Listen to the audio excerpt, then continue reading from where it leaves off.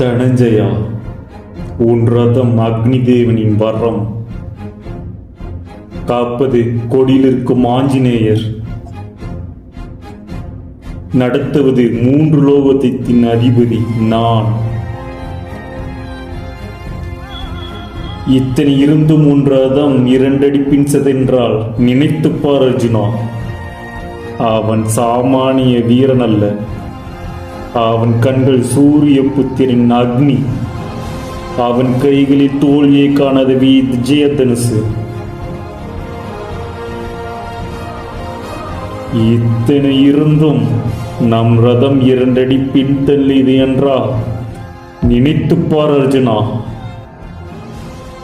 அவன் பெயரை சரித்திரம் மறக்காது.